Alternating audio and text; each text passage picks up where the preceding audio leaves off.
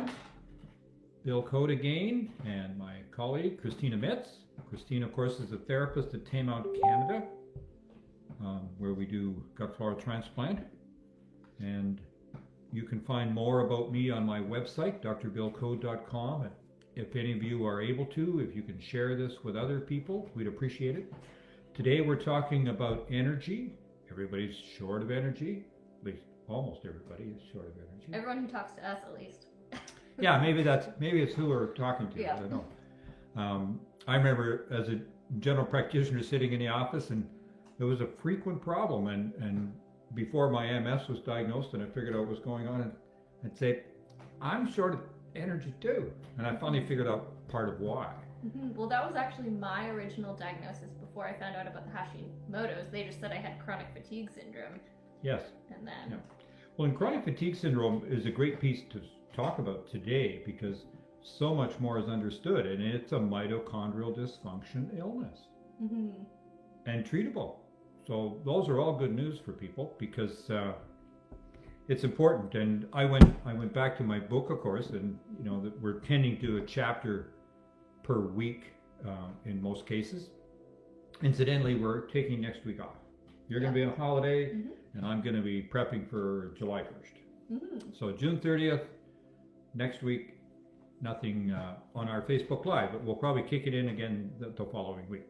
So I think to start, maybe we could just outline a little bit about mitochondria so everybody knows where we're starting from, and then we'll get a little bit into the clinical pictures that we talk about. But mitochondria is a lot more known than there ever was before. I learned about a device that they now have, I think they developed in Israel. It can measure how many mitochondria in the cell, and it gives a good idea of how they're functioning. That's incredible. So that's light years ahead. But with that device, for example, they can show that in chronic fatigue syndrome, you have diminished number and diminished function of the ones that you do have. So you get a double whammy, reducing your energy output. So I think we can all understand our motor vehicle needs to run on either electricity or gasoline or some variation of that. And we need to run on energy too. And our energy is not unlike the combustion engine. It needs oxygen to function. So all of that happens in the little, I call them power pack units within the cell. They build our energy quantile, which is ATP. And of course you take ADP, and if you have enough oxygen present, you can make nearly some 34 molecules of ATP. But if you're short of oxygen, and most of us have done that when we've run and we kind of hit the wall, we don't have enough energy left, and that's because we've now run through our oxygen stores. We can't get any more in fast enough. We're circulating to the muscles fast enough, and consequently everything shifts, and now we go into lactate production, and that makes only 2 or so molecules of ATP. So very inefficient. We won't even talk about cancer cells because they seem to subsist on the lactate side. Right. But the oxygen side, that's where we need to and want to be. So you're already getting clues about that. So what happens to control those mitochondria? Well, probably better to go back even first. When you have the sperm and the egg, the determinant of which sperm gets to the egg quickest and fastest is which one has the most ATP production based on the mitochondria. Right. And so think of the sperm as basically, you know, it's got this small amount of genetic material in it as a germ cell, but other than that, it's just raw energy. Whereas you take the egg, which has to survive and do well in the mother's body for up to 45 years, ballpark, and consequently, because those are with the mom when they're born, the woman when they're born, and it has million. That's what you were saying. Yeah, so it's got by far and away the most mitochondria in the body. Now, many parts of the body will have 2,500 different mitochondria in the cell. So best to think of the mitochondria, because that's probably how it originated, was a bacteria that was able to make energy. And then we incorporated it into our cells, and so it's part of our team. That was really surprising to me, because when I think back to my biology education and we go through the cell biology, they're like, oh, you just have one mitochondria per cell. Well, that's what we all thought, because that's what they drew up in the map, right? So, but whether you've got 1,000 or 2,500, if you don't have enough, that's a big factor. You can't make near as much energy. And of course, some cells in the body are huge energy hogs. And we've talked about that before. We all intuitively know that the heart has a major requirement for energy because it beats 24/7, as many years as you survive. And at the same time, neurons in the brain and throughout the body are huge energy hogs. And so any time that you're not thinking clearly or you feel tired in your brain, top of the list, the mitochondria aren't up to par. So then we can tease out, and that's what we're going to talk about today. So I must confess, when I went back and looked at this chapter in Prelude, I think it's one of the best chapters I've done in the entire book, for the simple reason that it covers ground that hardly anybody else puts all in one place, because it's not as complicated as they like to make it out to be. I always get lost in the biochemistry of, the phosphorylation, oxidative phosphorylation pathway and the Krebs cycle. But the short term is, you need to know the energy goes in, it comes out here if it's in good shape, and what are all the pieces along the way that help make it work better. So when you went back and looked at the mitochondria, did you finally kind of get a picture of what it's doing inside and how it functions best? Right, so I did, and I mean, I was quite surprised at how interconnected it was with all of the different things going on in the body. So the thyroid and the adrenal connection, that was new to me. I knew that it required a lot of nutrients, but it was a good refresher to go back through all of those different nutrients. Well, that's right, and so, I finally, years ago when I started seeing patients, I would give them a list of often 10 suggestions. But then I learned fairly quickly that's too daunting. 10's too many.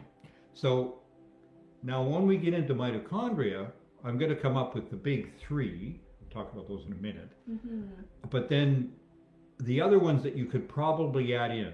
And so the way I think of mitochondrial dysfunction, if you believe you may have a component of mitochondrial dysfunction, then we're going to give you some tips that you can do to check it out. And it fits into my protocols. If you try a list of supplements for 3 months and feel no different, he's having a busy day. Getting dinner ready, obviously.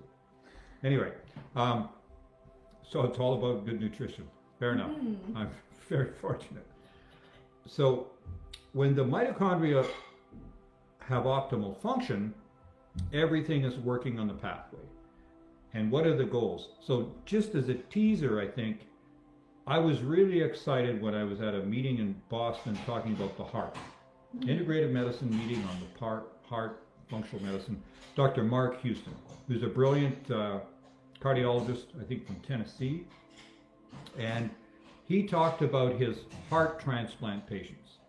And his heart transplant patients were dramatic in that he was able to get 4 of them with his favorite 3 things off the heart transplant list.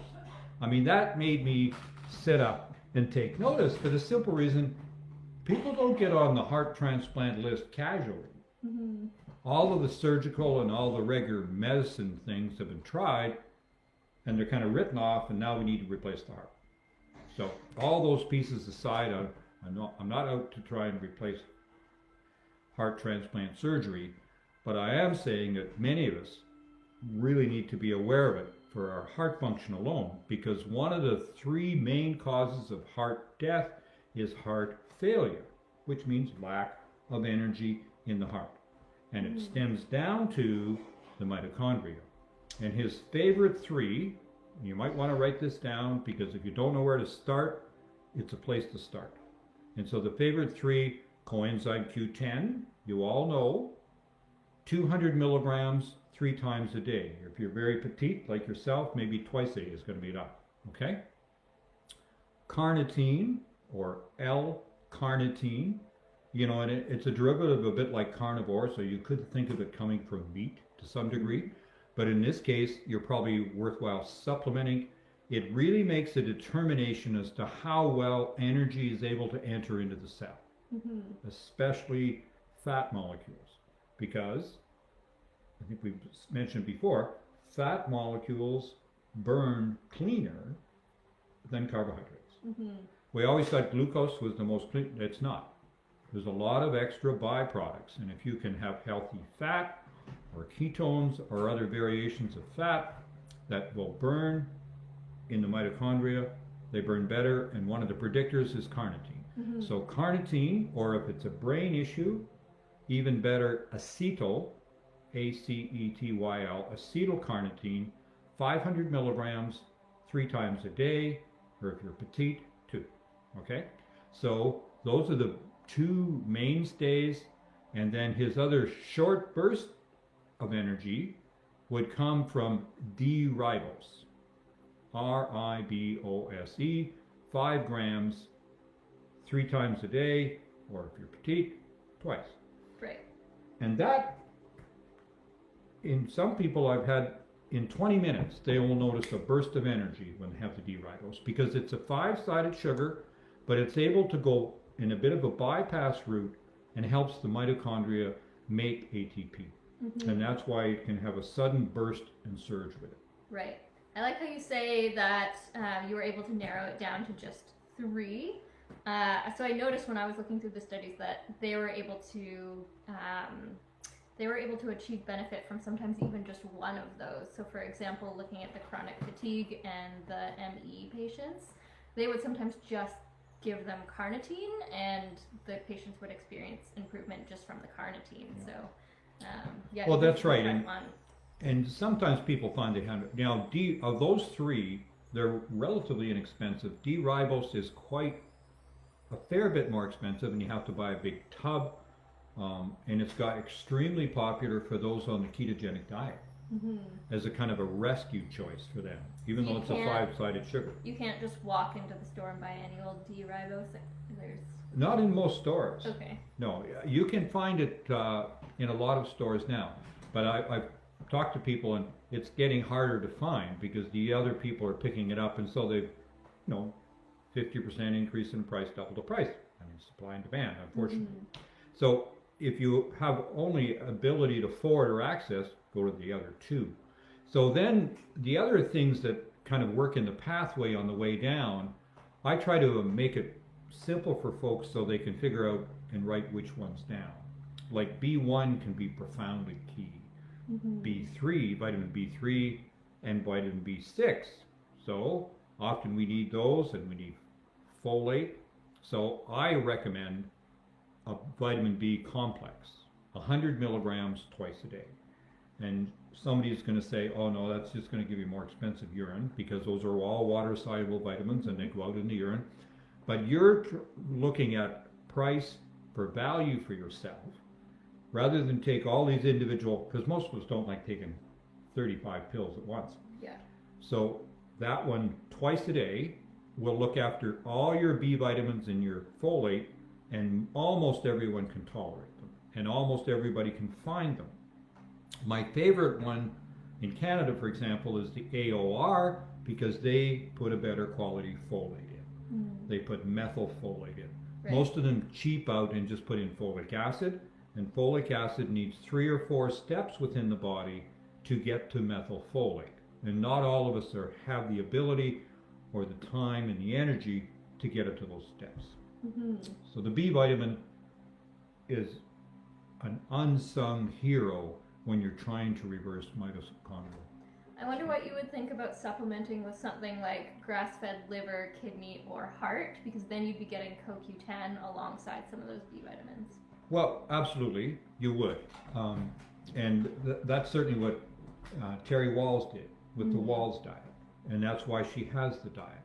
But in my experience of 20 years doing this part and 40 years practicing medicine, it's really hard to talk people into organ meals.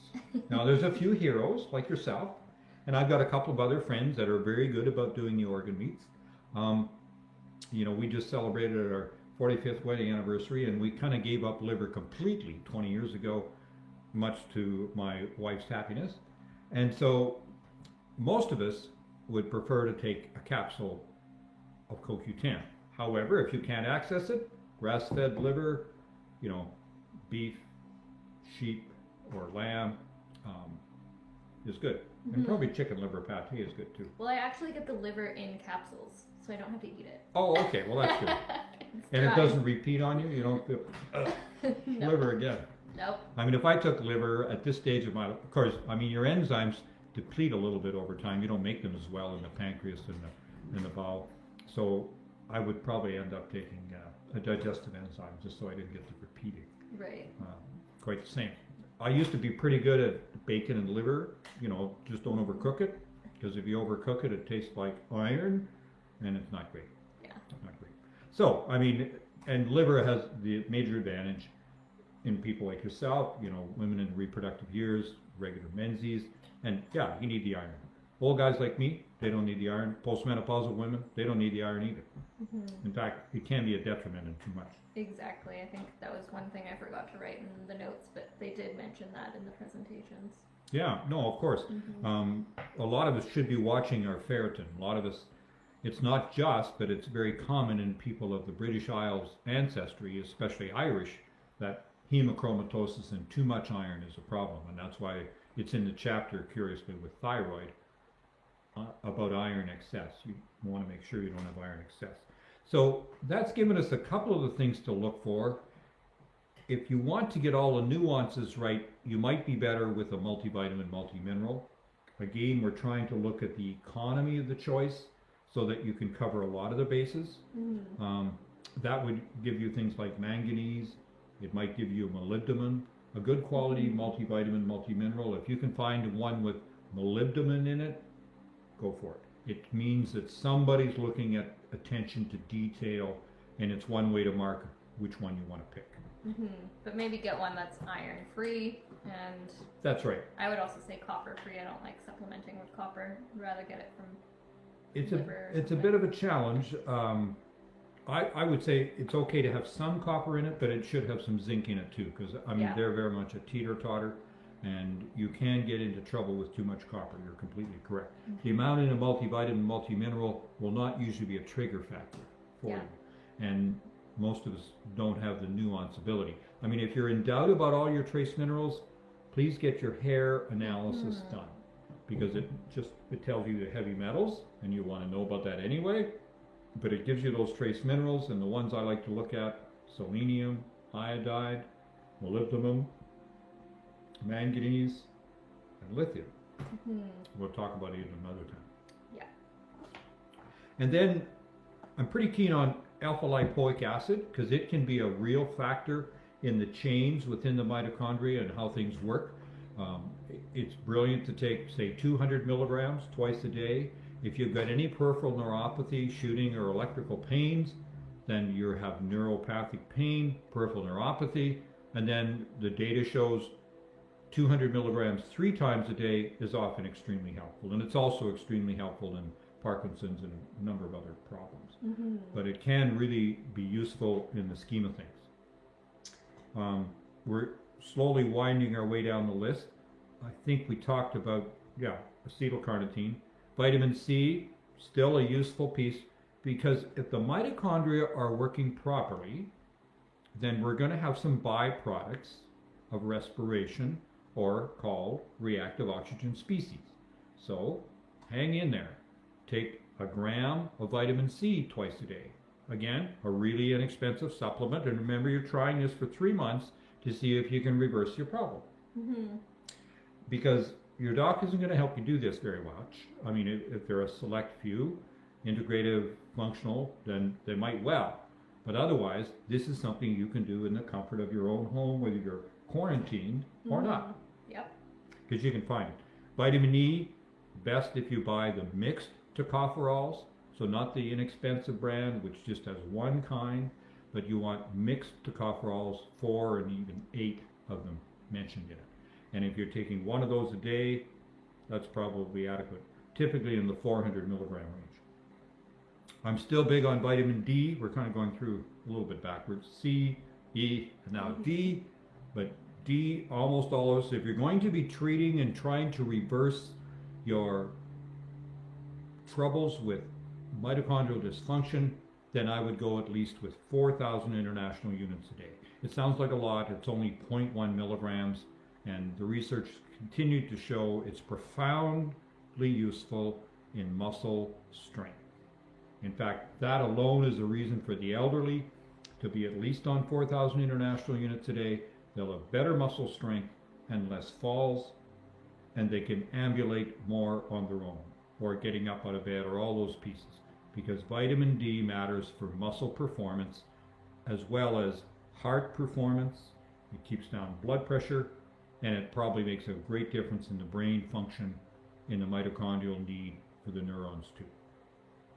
And that's got most of them. The other one, everybody should be on magnesium, at least 500 milligrams. My favorite, because it's the best absorbed, is probably the glycinate. Citrate's pretty good. If you can't get it, if you're having a problem with constipation, buy the oxide. Yeah, but then you won't absorb very much of it. No, you won't absorb much, but it'll help the constipation. The same with magnesium sulfate, which is Epsom salts. Yeah. If you're super broke, and some of my MS clients have been super broke, and so they'll use a 1/4 teaspoon of Epsom salts a day in a glass of water, and it's kind of like dynamite the next morning. Yeah. But inexpensive. Yeah. But the magnesium, 500 milligrams at bedtime, is probably a good combination. It's important in all the function within the mitochondria, and that pretty much gets us through the majority of the list as far as some of the supplements. And then, so I'm going to do a little bit. You can do an intro into it if you want. I wanted to talk a little bit about what people don't realize could well be mitochondrial dysfunction. So I've got a section on fatigue and depression. Okay, so that's good.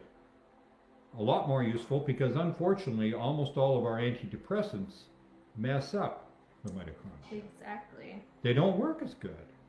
So this is a bit of a mystery to me. I mean, yeah, I took them for 20 years. I haven't been on them for 10 or 15. I'm not planning to ever go back there. A, the data shows that they don't work very well at all. B, they do make you feel different. C, they make you more probably at risk of suicide, tragically. Anyway, and they undo your mitochondria. And it's the last thing you want to undo is the optimal function of your energy producing in cells. So fatigue in patients, 75% in chronic illness. I mean, it's really high. Almost it's usually everybody. one of the top symptoms. Oh yeah, for sure. Yeah. And it's the one that gets a short shift. Oh, it's too bad you're tired. I'm kind of tired too. Whatever. Yeah, no. But one that interested me, and I was really glad I put it in the book, was autonomic dysregulation. So these are the people that they get up quick and they're lightheaded, and they get cold hands, they get cold feet, and they have intermittent diarrhea or constipation. And it's often the autonomic nervous system is exquisitely responsive to having enough energy and exquisitely responsive to having mitochondrial work optimally. And if it's not, everything goes a little bit awry and it doesn't work optimally. So I think that's one we often forget. I mean, we put people on extra salt and all these other things to try to get rid of their lightheadedness.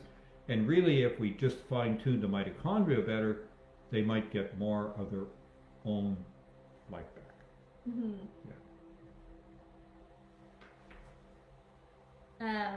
It wasn't just the SSRIs that messed up the mitochondria, it was also the antipsychotics as well. They do, yeah, and the whole list. And of course, the other one I love to hate is the statins. Right. Because the statins destroy acetyl-CoA, which is way back in the body. The body can make its own coenzyme Q10. It maybe doesn't make enough of it, but it makes 0 coenzyme Q10 if you're on a statin. So statins are drugs to lower cholesterol, which was a disease created on its own in the first place, and you need 100 people to take a statin to prevent 1 heart attack. So that's just not worth it, guys. There's other ways to do it. You can make your heart way healthier, and even just getting your nutrients right for these other pieces and bringing down your pressure, all of these will improve your risk factor. Because remember, half of heart attacks are in people with completely normal cholesterol. Mm-hmm. So if we're going to put statins in the water, there's still the odd cardiologist say we should put them in the water. Nonsense. I mean, they are in the water, unfortunately. I don't know what the fish are doing out there, but they're really struggling, I think, from the presence of the statins.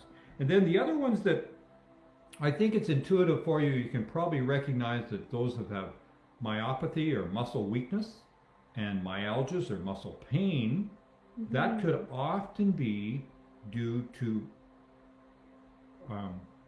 mitochondrial dysfunction.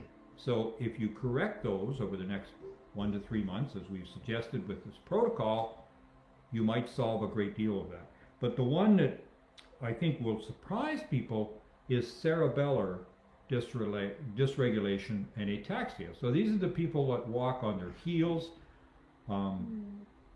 It's often why they think people with MS are drunk, because they have lost some of their cerebellar function, and they're walking on their heels and with their feet spread a bit wide apart. And I get like that sometimes when I'm not doing as well as I am. I will get through that, but it's often reversible if you improve the mitochondrial dysfunction of the cerebellar cells, and you may be able to reverse a lot of those pieces just by improvement of the autonomic system. The cerebellar system.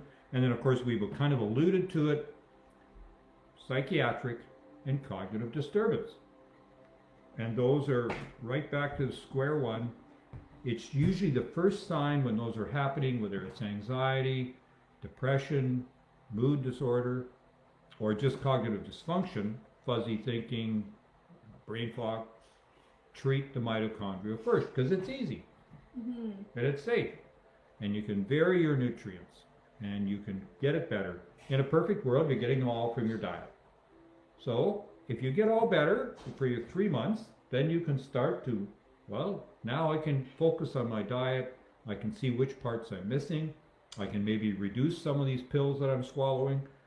But I like supplements because usually supplements can help reverse something that you may be extremely short of, and you may not be able to get it in a regular diet to get that shortfall up. Right. Whereas the supplements will help you get that shortfall up, and then you can, do a better job of what you're eating. Mm-hmm. Or reduce your toxin load, or whichever you're trying to do. What would be your favorite way to look at some of those nutrient levels, like if you were to use a test? Well, I think the first test I like to start with is the organic acid test, which is done on urine. It's really well done by Great Plains Labs. Dr. Bill Shaw is a major friend of mine, and he's really taught me. I've spent several weekends, one down in Kansas City, one in Vancouver, and 1 or 2 other places, because it takes a while to get comfortable with using that test. It does, yeah. But there's a huge amount of information in it. It tells you some of the nutrients you should have more of, some of the ones maybe you should have less of, right down to the amino acid differences within the body, right with the sugars that are produced in the urine that tell you you've got candida, or more subtly now, if you've got other mold problems, there's other reference points in it that suggest maybe there's other molds in excess here, so that might be a mold experience for you. So that lists in it. And then you go down to the other one. So there's some of the bacteria problems. There's certainly some groups of Clostridia create HPHPA, and it creates P. cresol, and those are both markers that you better get that typed down, because it can create psychiatric disturbances. Even I've had a young client in his very early 20s, and it was dramatic. He had really elevated of those, and he was seeing things. He was hallucinatory. He's way beyond being cooperative and looking after himself optimally. We treat him with an antibiotic in that case, and he's better. Mm-hmm. So, and sometimes that won't be enough, but almost always it will be in the short term. And then what are you going to do in the long term? Well, you're going to improve your microbiome, as you and I well know. Yeah. And ideally, you might go on to treat that. And happily, people are looking more. I know there's a bipolar study on that very thing in Toronto right now. Can microbiome enhancement or improvement through gut floral transplant resolve the bipolar disorder? Way better, in my way of thinking, to do that than look at a lifelong of drugs. Exactly. Well, I would love to talk more about these secondary functions that mitochondria have, but maybe we should get to some of these questions. Okay, let's have a look at the questions we've got coming in. Does drinking ozone water help with ATP production? Only in a fairly minor way. I know that the ozone will help 2,3-DPG, which is the ability of the body to release and take on the oxygen. So that is one way you may be supplying better oxygen. I prefer oxygen better, and it's one we haven't got to yet. I forgot one of my favorites. How could I do that? I know. How sloppy. Surprised. Okay. But it's not unreasonable, and if you can ozonate the water at home and drink the water, it's a pretty safe way to start. And maybe eventually we'll be saying, well, if ozonated water helps you, think what an oxygen concentrator at home, Yeah. and an hour of oxygen twice a day on a non-rebreathing mask might do a lot better. And not only that, you can do it during the night when you're sleeping. Exactly. So in terms of prioritizing buying ozone equipment over a concentrator, I think it's more worth your while to buy a concentrator. If you drink too much ozone water, in my experience, it can actually weaken the mucosal lining of your stomach and make you more sensitive to things, so you wouldn't want to do it all the time. And then if you're drinking ozonated water all the time, you're actually drinking mineral deplete water usually, because they ask you if you're making ozonated water, you're supposed to do just filtered water and don't add back in any minerals or anything like that. So distilled or Yeah, reverse exactly. osmosis water. Yeah, Yeah. it's a good point. And not only that, remember, ozone is a reactive oxygen species, okay? So it's normal to have some in the body, and remember we talked about it, fats burn cleaner in the mitochondria, but all things burning in the body, in the mitochondria, produce reactive oxygen species. So it's fine to challenge it some, but do we want to do it in extremes with ozone? And I'll be honest, it's not my expertise, and I think we can usually find it without it. Mm-hmm. It's a very big deal in Florida, Cuba, and some parts of the world. There's no question. So if people have expertise in it, fine, but I think you will get a much better bang for your buck with oxygen. Remember that the oxygen non-rebreathing mask for 1 minute to a teenager, brain function improves for 24 hours. Okay? And I just read a paper, some really exciting papers coming out of Israel on the study of oxygen now, and this one studied the value of that rebreathing mask creating increased circulating dissolved oxygen, taking it from where it might be around 100 up to 360, so roughly 50% of your 760 millimeters of mercury of gas, which would be at sea level, and then it changes across the board. So we've had another one. What about nutritional yeast for the B vitamins? I don't like nutritional yeast for B vitamins. I think if you're looking to get it from food, you're better off to get B vitamins from something like bee pollen, or like I mentioned, you can get the grass-fed liver capsules. Those are better solutions. And then if you're looking specifically for B12, chlorella also works. Yeah, and I would agree and supplement that same concept, because nutritional yeast has some, but it doesn't have a comprehensive list. And so you won't do better than the value that you're getting from your B complex. And so we've got another one from Jody. What are the benefits of taking nattokinase? So we've touched on that before. It's nattokinase, 100 milligrams per day. Twice a day is kind of optimal because it lasts in the body 8 to 10 hours. And so if you're taking it twice a day, you're really doing it. So we'll go over it briefly because it does tie into mitochondrial dysfunction. Because if you've got excess thrombin, so that's one of the first clotting components in the body. The thrombin forms in little tiny fibrils, and it actually lays along, if it isn't being used, it lays along the lining of the blood vessels, along the lining of the endothelium. And the downside of that is you end up thickening the wall of the endothelium, so now much less oxygen can diffuse from the red blood cell through the plasma or the liquid of the blood, and it gets through much slower and much poorer into the cells on the other side of the capillary or endothelium or blood vessel, and so you have reduced oxygen to the mitochondria. So it's a sacrifice in that, and it's really common. 90% of people with chronic illness, any chronic illness, and a high proportion, nearly the same, in folks with an acute infection or a chronic infection.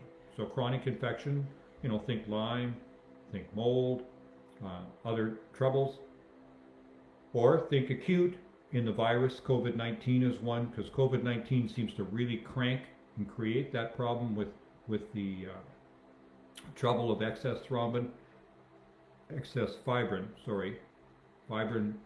Thrombin is what puts them all together. Hopefully it's quiet. But if you look at the whole population of people, 20 to 25% are hyperclotable, and all those with chronic illness fit in that group.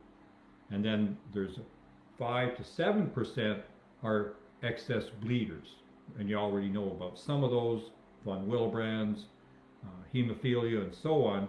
And those have had a lot of attention, and most people know when they have that because they need to have it helped and treated. But the other ones we've missed until the last few years, and so nattokinase is superb for that. If you're unable to tolerate soy for whatever reason, then buy lumbrokinase. Okay? So that's why it makes a big difference. Mm-hmm. Are there any supplements that help with shaking hands? Would this be due to Parkinson's or just shaking? Well, it could be shaking. It could be a tremor, certainly.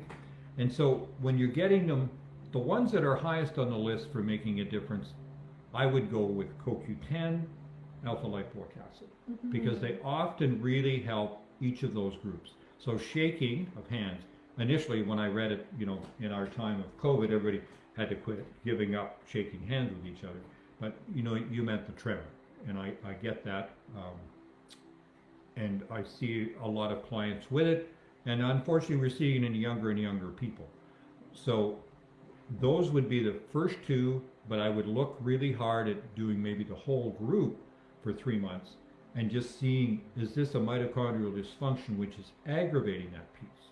Because sometimes what's happening in that hand tremor, in my belief system, is when we use our muscles from the fired and trained from the neurons in the brain, we have a combination of the ones who move the hand and the ones that calm down the movements. And what's happening in hand shaking is the calming down ones aren't working as well. Mm-hmm. They tend to be on slightly more subtle, and they tend to have less myelin, and they're more responsive, so they have more problems. Well, I can also comment to the experience I've had working with Parkinson's patients with shaking limbs. And so the things I've seen help with that are the gut flora transplant, so that helped. But then also looking into maybe why the mitochondria are impacted, and I'm thinking of one case in particular where he ended up having Wilson's disease, so the copper wasn't clearing properly, and I imagine that's exactly why his mitochondria were impacted, and then resulting in the shaking. So when he found that out, he was able to start using various things to help support that and reduce the shaking. Yeah, and in the short term, zinc would be in that group. Certainly if it's copper excess, because it's a teeter-totter between copper and zinc. So that may make a difference. All right, so I think we've got most of the questions so far. Right. So. Can we talk about the secondary functions? Yes. They're really cool. Right on. So I thought it was amazing that the mitochondria have some of these secondary functions where they're actually involved in neurotransmitter production, and they're involved in immunity. And then there's the gut connection for me. So if the mitochondria are stimulating these various immune reactions or immune compounds, then there's the gut piece. So if you have gut dysbiosis or issues with chronic gut infections, then supporting the mitochondria are actually going to help you fight those off. Not to mention the mitochondria are also somewhat involved in motility, so if you have problems with SIBO, then you're going to want to support those mitochondria as well. And the other important piece, and you know, I've learned that because when we get implants from the United Kingdom, and they're now, you know, a medical entity in the United Kingdom and being accepted in that sort of fashion, when we receive them, they've always been stored at -80 degrees Celsius. That's pretty chilly, even by Saskatchewan winter standards. Yep. Okay, so that -80, it doesn't kill those bacteria, but it really slows them down. Now, if someone takes home an extra 2 units because they've learned how to do it and they're going to give them their own top-ups at home, we know that if we put them in a freezer at -20, that they start to mobilize some.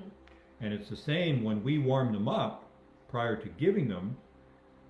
Even if we're giving them almost right away, when we warm them up, ideally we would give them some extra nutrition, some extra food. So we tend to do that with a prebiotic, which will really top them up because they're really hungry, effectively. I'm sure I don't know if they experience hunger or not, but they really need that nutrition as they start to warm up. And it's quite a profound, important piece to look after these nuances of your bacteria, because your bacteria are a part of you too. We've got 10 times these other cells in the body, primarily bacteria, but also fungi and single-celled organisms. What's the right word for that? Archaea. Archaea, thank you. Anyway, it's to get that nutrient working so the bacteria are working well. And that's why prebiotics can make a profound difference. And ultimate fiber, hence we're back to our 40 to 50 different foods per week, because each different fiber in each different food has a nuance of part of the teams of bacteria. And if we have 40,000 different types of bacteria in the gut, I mean, we always worry about the pathogenic ones, you know, Clostridium, certain strains, Salmonella, and so on. But if we can keep them all in some degree of happiness, then they all work together as a coordinated team. And I think I used the analogy this week to one of our clients, because he was a hockey player and his son was a hockey player. They got it. I mean, if we just had one specialized type of hockey player and everybody has the same skill, we're not going to win many games. Yeah. But if we've got a whole series, you know, 40,000 is a bigger series, but you can try thinking about at least 100 or 1,000 different series of different types of bacteria. Why is it so important to keep them all together?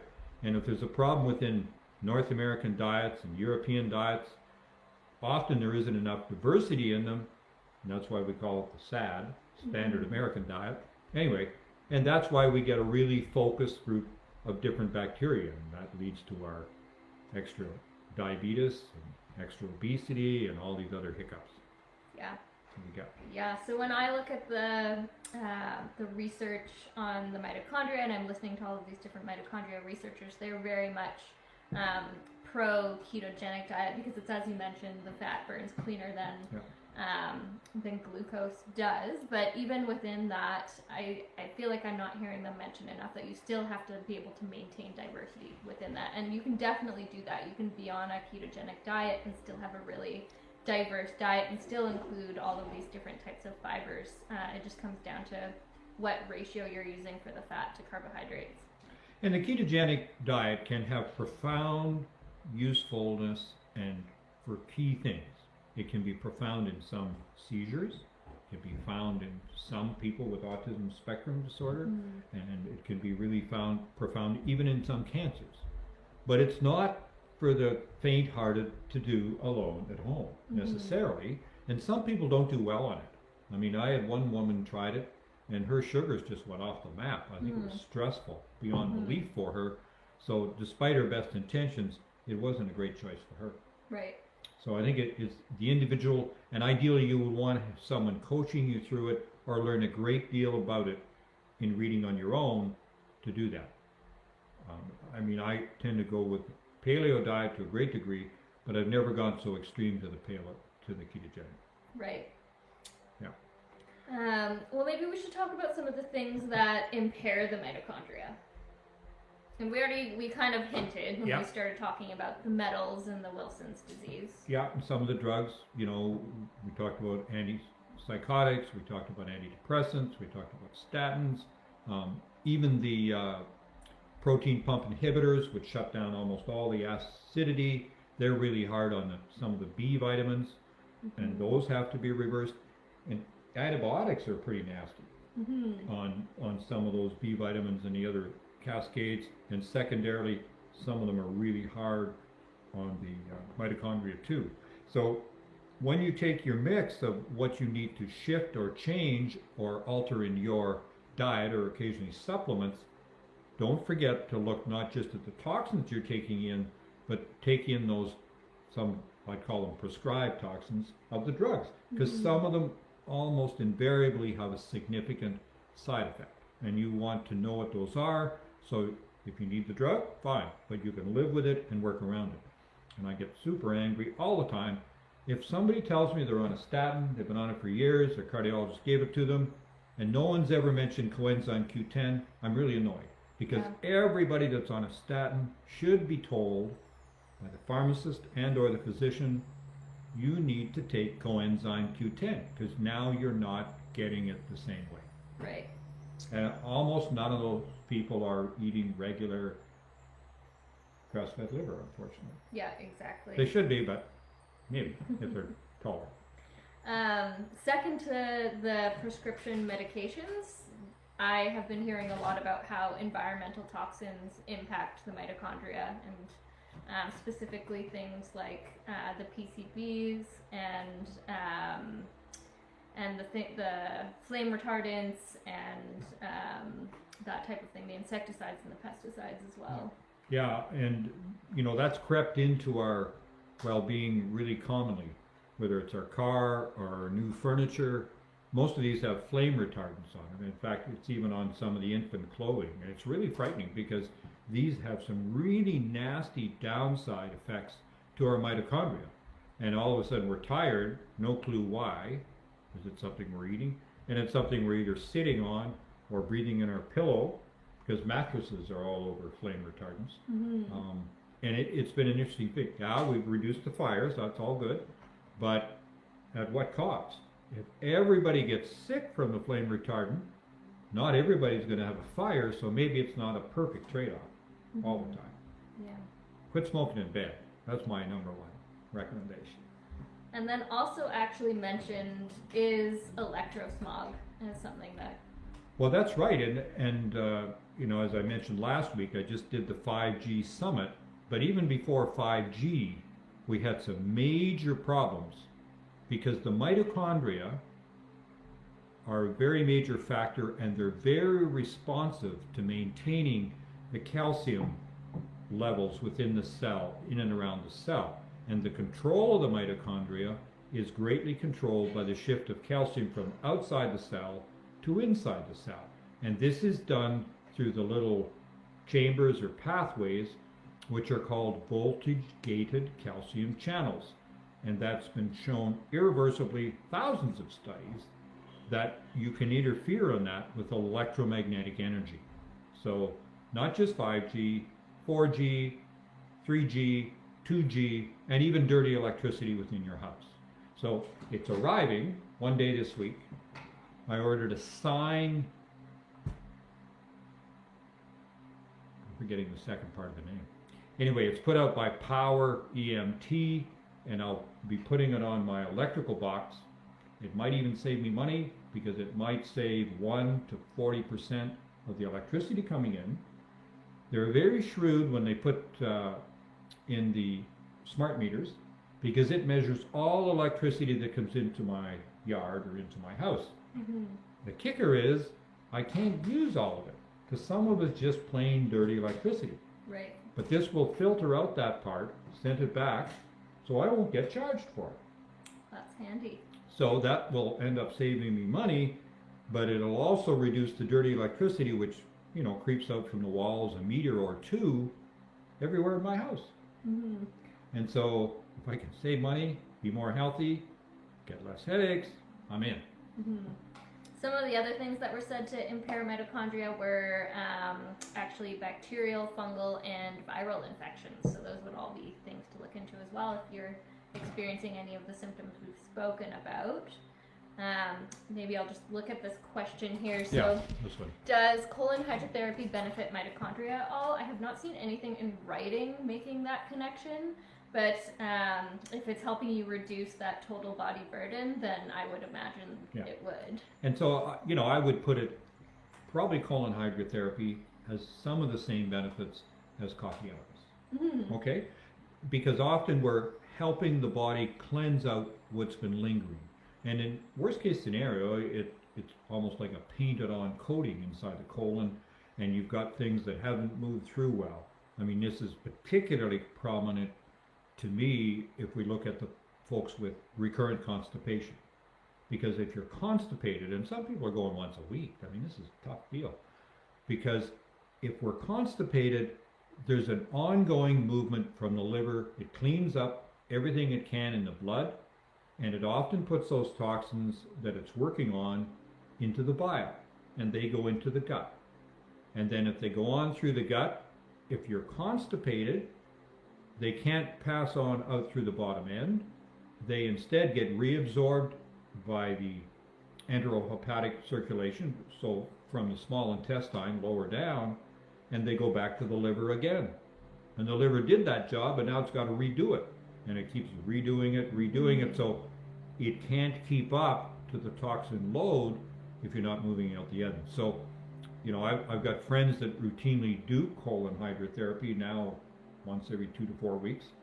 I don't do it because I've had gut floral transplant, and I don't want to wash out the good guys. That's fair enough. So, it's whichever route you're able to take, and with all my irritable bowel syndromes, constipation's been a rare one. So, but some people it is. It's a very major deal, and it's one well worth treating, and colon hydrotherapy is a reasonable beginning, because I know that's so-called Prep C. There's 3 choices to prep for when you're going to have gut floral transplant, and Prep C is 3 rounds of colonic irrigation, right? Yep. And you can do that, on site where you're having your transplant the next day. You don't have to do any of the other palaver ahead of time. It takes the next 2 or 3 days, costs a little bit more, but people like it. Mm-hmm. And most people are surprised, and I was surprised too the first time I did it. This is not a big deal. This is not a big deal at all. It can be a bit uncomfortable. It depends what your situation is. I know. But I like a really good therapist who knows what they're doing, and almost everybody does. There's a standard concept of training in Canada, and I'm sure it's the same in other parts of the world. Mm-hmm. But it can have a place for people, and in your journey to wellness. Yeah. Bruce is asking, I'm not quite clear what you were doing to your smart meter. Can you clarify? Well, I was a bit lucky because I decided in my respective yard, because we live on 7.5 acres or 3 hectares for those that are metric purists, and we wanted to move our power line, which was partway into the yard, maybe 70 meters underground, the last 10 meters to the house. So that was already our power pole. Our meter was right at the house, and in looking at that, they wanted to have that smart meter. They could put it on that pole. So now it's 10, 20 meters from the house, which is much better for me because it diminishes what I get from the smart meter. What I learned in a superb talk at the summit, and that's where I ordered this unit at Power EMT, sounds like electro, almost EFT. Emergency, yeah, it's almost EFT. But anyway, poweremt.com, you can find it, and it has a unit which fixes onto your electrical box, and it filters out all the nonsense from the smart meter. Because even if you were really clever, not many people manage to do this, and you talk them into leaving you with an analog meter, if you're on a transformer shared with several other homes, you're getting their smart meter dirty stuff anyway. Mm-hmm. So, and I thought smart meters were maybe not as nasty because they only they're not ideal. So better to have it away from the house, and that's what we have. So we have ours it's probably 20-30 meters from the house, and I think I may take it the extra piece is try put a shield on it. It's the same as some people have put a shield, hopefully between their smart meter and their bedroom if they happen to be sleeping right near the rascal. Then I put a shield so that it blocks most of it. So whether you use tin foil or some kind of other metal, it will reflect most of it and minimize it some. Right. Okay, we don't have any other questions right now. Maybe we want to touch more on that engine analogy with the thyroid and adrenals, because that was also enlightening. Well, it was kind of neat. I'm still working on how the adrenal is the gearbox. Okay. I'm still struggling with that, but I'm all over the thyroid because it's like your accelerator. It's your gas pedal. And most of us, you have that, and it's the major controller of how hard the mitochondria is working. I mean, just as we've talked about, we've got to get the mitochondrial functioning optimally, get the optimal number of mitochondria, get them all working well, because both go down if we're not well and we're not getting nutrients or we're having some major onslaught from our illness. But if we can start to work back on, then get the thyroid optimal, because it's the power regulator. It decides what is working and what is not working. So thyroid's number one. Adrenals, important to address. I mean, easiest maybe with adaptogens, if you can make it work with rhodiola and these other subtleties. Often you'll need some experience of people to help you suggest through those. But if you get the thyroid optimized, you've been through these others, you better look at chronic troubled stress, because that may upset the whole apple cart, and you may need to help the adrenals recover too. Mm-hmm. Well, this is where blood sugar comes into play, because if your blood sugar is out of whack, constantly up and down, then that impacts the adrenals. Yeah. And then I liked the thyroid piece because, I mean, they were saying, well, the thyroid controls how much work the mitochondria are putting out. So, I mean, if you get to the point where you have maybe your thyroid levels optimized, but you're still tired, well, maybe you don't have your mitochondria optimized. Well, that's right. And so Bruce asked a question, what is the optimal TSH level? So on our lab sheets where I live, and it's pretty similar across North America, it's somewhere about 0.2 to 5.4, so that's a big range. And so they're not going to diagnose you as hypothyroid until you're above 5.4, because remember, TSH is reverse. Thyroid stimulating hormone, the higher the number, the more the pituitary is kind of, have more thyroid hormone produced, especially T3, because that's the active form in the body. However, I tend to be much more proactive. If people have the clinical story consistent, I will even treat 2.0. In fact, I'll even treat it lower than that, but most people, in most cases, would think about it in the integrative medicine, functional medicine world. If it's not 2, if it's above 2 or above, then we would often try some thyroid supplementation. And of course, you could do the adjuncts to it. You could get a healthier microbiome, because that adjusts a third of it from T4, the storage hormone, to T3. Healthy liver, that's 2/3 of the adjustment of those to those. And then optimal function converting from those, which means having adequate selenium, adequate zinc. So those are the other subtleties that work in the mix. Mm-hmm. And I think we're getting close to the time. Yeah, we're at 4:59, so... There we go. So next week, not happening. We'll announce on Facebook Live. We'll probably do one the following week. I don't think we picked a topic. We have not picked a topic. So we have an extra week to pick the topic, so just keep an eye on the Facebook and we'll try and let you know when the topic would be. So that's going to put it into July. And I don't have the Tuesday in front of me, but you guys will figure it out. So July 1st is next Wednesday, so it's going to be probably the 6th of July. We'll be on the Tuesday, and we'll go for 4 o'clock? Yep. Why not? So next week, you guys have a break. Have a great holiday. July 1st, if you're in Canada, if you're in the US, July 4th, or wherever you are on the planet.